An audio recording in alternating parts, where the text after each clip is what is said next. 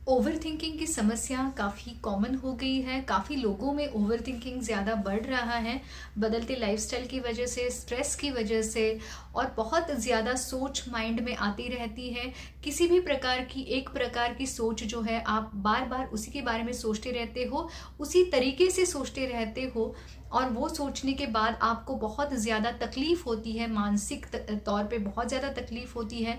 किसी चीज़ में आपका मन नहीं लगता, आपके रिश्तों में दरारें आने लगती हैं, कम्युनिकेशन बिगड़ जाता है, काम में ज़्यादा मन नहीं लगता, या जो भी आप तरक्की करना चाहते हो अपनी लाइफ में वो कर नहीं पाते हो, क्योंकि आप उन विचारों में फंस जाते हो, पूरी तरह से अटक जाते हो। फिर उसके बाद माइंड में जो चलते रहता है, उस ओवर थिंकिंग के बारे में जो नेगेटिव चलते रहता है, वो ज़्यादा ज़रूरी है। जो मतलब अपने आप को जो आप खुद को बताते हो कि ये ओवर थिंकिंग अब मुझ पे हावी हो रहा है, या अब मैं इससे छुटकारा नहीं मुझे मिल सकता, अब मैं इसमें पूरी तरीके से अटक गया हूँ, या इससे कुछ अब आगे नहीं हो सकता है। तो ये जो ओवर थिंकिंग के बारे में जो नेगेटिविटी है ना, उससे वो ओवर थिंकिंग और ज़्यादा बढ़ने लगता है, और उससे छुटकारा पाना आपको और ज़्यादा मुश्किल लगने लगता है। तो आज हम इसी के बारे में बात करेंगे। कुछ ऐसी बातें, कुछ ज़रूरी बातें हैं जो अगर आप डेली बेसिस पे उसकी प्रैक्टिस करोगे तो आपको निश्चित तौर पे उस ओवर थिंकिंग से छुटकारा पाने के लिए उसकी मदद मिलेगी। नमस्ते, मैं पल्लवी पाटणकर। मनोवेद में आप सभी का बहुत स्वागत है। मनोवेद में मन से जुड़ी हर बात पे हम बात करते हैं। अगर आप इन बातों में रुचि रखते हो तो आप चैनल को ज़रूर सब्सक्राइब करना। अपने चैनल पे बहुत सारे वीडियोस हैं जिसकी मदद आप ले सकते हो। स्ट्रेस मैनेजमेंट, एंगर मैनेजमेंट हो, इमोशंस है, अलग अलग प्रकार की नेगेटिव इमोशंस, उसको कैसे मैनेज करना है, बहुत सारे टॉपिक्स हैं जिसकी मदद आपको मिल सकती है। तो आज हम ओवर थिंकिंग के बारे में बात कर रहे हैं। कुछ मुद्दे हैं जो आप लिख सकते हो। आपको क्या करना है, उन मुद्दों पे रोज प्रैक्टिस करनी है। वो प्रैक्टिस करने से पहले आपको डीप ब्रीदिंग या अनुलोम विलोम प्राणायाम करना है, क्योंकि प्राणायाम को कोई दूसरा ऑप्शन नहीं होता है।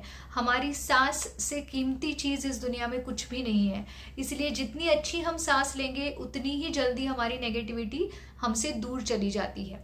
इसीलिए आपका फोकस हो या ना हो, आपको लंबी सांस लेना ये बहुत ज़्यादा ज़रूरी है।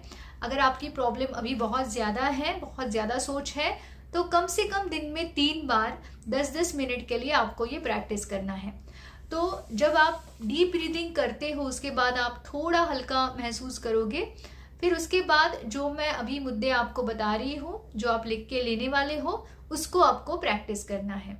इसके अलावा जब जब आपको ओवर थिंकिंग शुरू हो जाता है, तब इमीडिएटली तुरंत बाद आपको ये सारे मुद्दे अपनी आंखों के सामने रखने हैं और वो माइंड में दोहराने हैं, ताकि आपका ओवर थिंकिंग धीरे धीरे कम होने लगेगा। ऐसा नहीं कि 1-2 दिन में सब कुछ खत्म होगा, क्योंकि आपका ओवर थिंकिंग कितने दिनों से है या सालों से है, उसके ऊपर डिपेंड करता है कि कितना टाइम उसके लिए लगेगा। लेकिन आप कोशिश करोगे, रोज कोशिश करोगे, तो निश्चित तौर पे उसका फायदा आपको मिलता ही है। इसीलिए आपको थोड़ा पेशेंस के साथ काम लेना है, बस रेगुलरली प्रैक्टिस करना बहुत ज़्यादा ज़रूरी है। तो जो भी मुद्दे हैं अभी हम एक के बाद एक डिस्कस करेंगे, उसको एक्सप्लेन मैं आपको करूंगी, फिर आपको वो करना, प्रैक्टिस करना आसान हो जाएगा। सबसे पहला मुद्दा हमारे लिए ये है कि ओवर थिंकिंग को दूर करना ये मेरे कंट्रोल में है। क्योंकि कई बार ऐसे होता है ना कि ओवर थिंकिंग अब मेरे कंट्रोल में नहीं है, अब वो मुझ पे हावी हो गया है, तो सब कुछ खत्म हो चुका है। ये माइंड में ज़्यादा रहने के कारण वो ओवर थिंकिंग बढ़ता है। इसीलिए पहला मुद्दा हमारा ये है कि वो मेरे ही कंट्रोल में है, मेरे ही थॉट्स हैं, मैंने भी बनाए हुए हैं, इसीलिए मैं ही खुद उसको वे आउट दे सकता हूँ, और उस ओवर थिंकिंग से मुझे छुटकारा मिल सकता है मेरी खुद की कोशिशों की वजह से। तो मेरी जो ताकत है मुसीबतों से लड़ने की या ओवर थिंकिंग को दूर करने की, मुझे उस पर विश्वास है। ये सबसे पहला मुद्दा जो बहुत ज़्यादा ज़रूरी है आगे की ट्रीटमेंट के लिए, तो वो आपको खुद को बताना ज़रूरी है। अब दूसरा मुद्दा ये है कि कोई भी चीज़ जब हम करते हैं उसके प्रॉस एंड कॉन्स, मतलब उससे क्या फ़ायदा हो रहा है, क्या नुकसान हो रहा है, दोनों चीज़ें हमें देखनी ज़रूरी है। तो हमें ये पूछना है खुद को कि कोई भी ओवर थिंकिंग किसी के भी बारे में हो, सिचुएशन के बारे में, लोगों के बारे में, खुद के बारे में, मैं अपने आप को क्या बता रहा हूँ, क्या बता रही हूँ, क्या मैसेजेस मैं अपने आप को दे रहा हूँ जिससे मुझे फायदा हो रहा है या नुकसान हो रहा है। नुकसान तो बहुत सारे हैं, जैसे वीडियो की शुरुआत में मैंने आपको बताया, रिश्तों पर असर है, आपके हेल्थ के ऊपर बुरा असर है, आपके कंसंट्रेशन पे, आपकी खुशी के ऊपर बहुत सारे नुकसान आपको दिखेंगे। फायदा, ओवरथिंकिंग से कुछ भी फायदा नहीं है, कुछ भी अच्छा नहीं हुआ है ओवरथिंकिंग करने से। ना तो सिचुएशंस बदली है, ना लोग बदले हैं, ना अचानक से कुछ मैजिक हुआ है। इसीलिए प्रॉज एंड कॉन्स में हमेशा हम खुद को ये याद दिलाते हैं कि जो भी चल रहा है उससे नुकसान ही होते दिख रहे हैं, फायदा कुछ नहीं। इसीलिए हमें वो चीज छोड़नी जरूरी है, उसको वे आउट देना जरूरी है। हमारा तीसरा मुद्दा ये है कि क्या ये ओवरथिंकिंग मुझे हेल्प कर रहा है आगे जाने के लिए?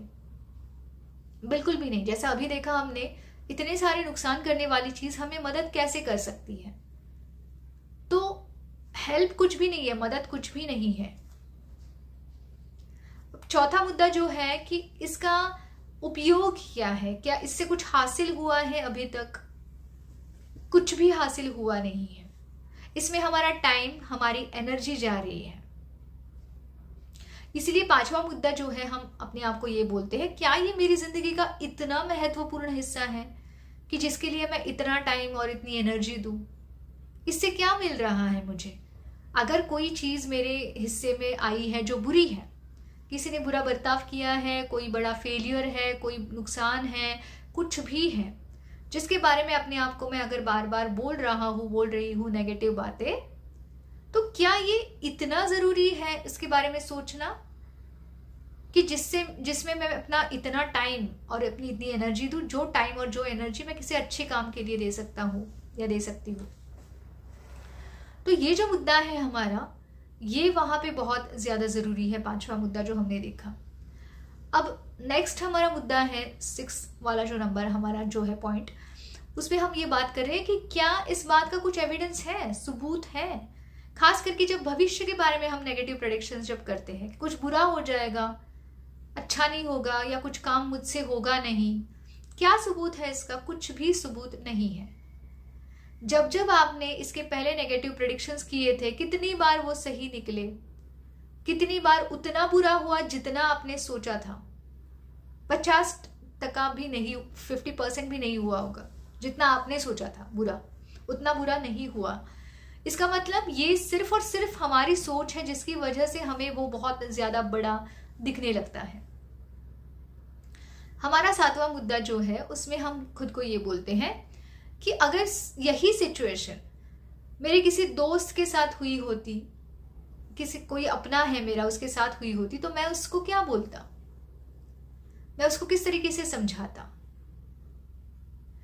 ये बात क्या मैं खुद को बता सकती हूँ जो मैं अपने फ्रेंड को बोल सकता था कि इससे बाहर निकलने के लिए तुम्हें क्या करना चाहिए? तो वही बात हमें खुद को बतानी है। ये क्यों नहीं होता? हम खुद को बताना क्यों टालते हैं? क्योंकि माइंड में हमने बिठाया है ना कि ये दुनिया का सबसे बड़ा प्रॉब्लम है जो मेरे हिस्से में आया है, मैं दुनिया का सबसे दुखी आदमी हूं, या मेरा दुख बहुत बड़ा है, मुझे इससे छुटकारा मिल नहीं सकता। ये हमने बोला है खुद को बार बार, इसीलिए हमारा वो विश्वास बन चुका है और इसीलिए हम खुद को कुछ अच्छा बता ही नहीं रहे हैं। तो मान लो कि अपना फ्रेंड भी, कोई आपका फ्रेंड इसी सिचुएशन से जा रहा है, आप उसको जो बताते वही बातें खुद को बताओ, वो बहुत ज्यादा जरूरी है।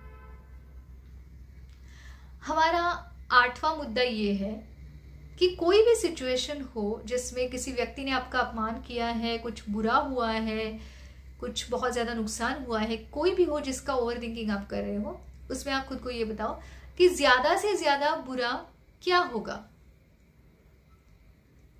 तो ज्यादा से ज्यादा बुरा जो होगा वो आपकी लाइफ का एंड तो नहीं होगा। जो भी होगा उससे आप बाहर निकाल सकते हो अपने आप को। हमारा नेक्स्ट पॉइंट ये है कि अगर हम चूज करें या हम तय करें कि हमें अच्छा ही सोचना है, तो हम उसी सिचुएशन के बारे में क्या अच्छा सोच सकते हैं। मतलब अभी तक मेरी लाइफ में जो जो अच्छा है, जो जो जिन जिन लोगों ने मुझे सहारा दिया, सपोर्ट किया, प्यार दिया, या जिन लोगों की वजह से लाइफ अच्छी हुई है, या जिन सिचुएशंस की वजह से लाइफ अच्छी हुई है, या आज जो भी है जो अच्छा है, या खुद की पर्सनैलिटी में जो अच्छी बातें हैं वो अपनी है, तो क्या उसके लिए मैं पॉजिटिव फील करूं? या जो सिचुएशन हुई है उसके बारे में अगर मैं तय करूं तो क्या मैं पॉजिटिव सोच सकता हूं या सोच सकती हूँ? ये मुद्दा बहुत ज्यादा जरूरी है अपने माइंड में रखना। फिर लास्ट हमारा जो मुद्दा ये है कि आज के बाद 1 साल बाद, 2 साल बाद, 3 साल बाद क्या मुझे इतना ही दुख लगेगा, इतना जितना अभी आज लग रहा है? बिल्कुल नहीं, क्योंकि लाइफ हर वक्त बदलती है, हर दिन बदलती है। आपके लाइफ में नए रिश्ते आते हैं, नई अपॉर्चुनिटीज आती हैं, नई खुशियां आती हैं। अगर आप तैयार हो उनको लेने के लिए तो बहुत कुछ मिलता है आपको, बस लेने की तैयारी होना बहुत ज्यादा जरूरी है, नया लेने की तैयारी। तो इसीलिए इस मुद्दे पे हमें सोचना है कि आज के 2 साल के बाद क्या मैं इसी दुख पे रोता रहूंगा? बिल्कुल भी नहीं, क्योंकि उस वक्त मेरी लाइफ में कुछ और होगा, कुछ और नई चीजें होगी। तो इसका मतलब ये है कि ये एक टेम्परेरी फेज है ना, ये एक कुछ दिनों के लिए बात है, ये मेरी पूरी लाइफ नहीं है, मेरी लाइफ का एक छोटा सा हिस्सा है जो कि चला जाने वाला है। तो ये जो 10 मुद्दे हैं, इन मुद्दों को आप लिखो, डेली बेसिस पे आप उसको बार बार दोहराओ, आप उसको कहीं डिस्प्ले कर सकते हो, अपनी नजरों के सामने रख सकते हो। डीप ब्रीदिंग करने के बाद दिन में एटलीस्ट 3 बार आपको उसको करना है प्रैक्टिस। इसके अलावा जब जब आपको नेगेटिव थॉट्स शुरुआत हो जाते हैं तभी आपको उस जगह से उठना है, कुछ काम में लग जाना है, अपनी फिजिकल एनर्जी यूज करनी है, और ये जो 10 मुद्दे हैं इनको प्रैक्टिस करना है। तो इन 10 मुद्दों पे आप जितना प्रैक्टिस करने वाले हैं रोज के रोज, उतनी ही जल्दी आपको उसका फायदा मिलेगा, धीरे धीरे उसका फायदा आपको मिलने वाला है। अब इसके अलावा डेली बेसिस पे मन को शांत करने के लिए कुछ रिलैक्सेशन टेक्निक्स प्रैक्टिस करना जरूरी है।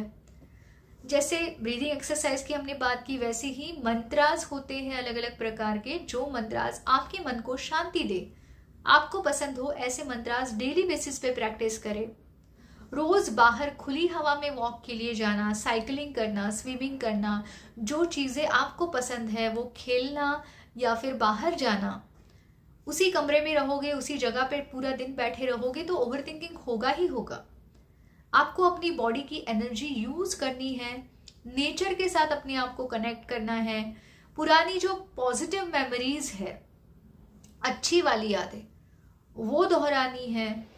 तो अलग अलग चीजें हैं, खुद को आप अगर एक्सप्लोर करोगे, बहुत सारी चीजें ऐसी होती है जो अभी तक हमने की नहीं है, जिनको हमें करना है, जिनमें हमें अपनी एनर्जी इन्वेस्ट करनी है, वेस्ट नहीं करनी है ओवरथिंकिंग में।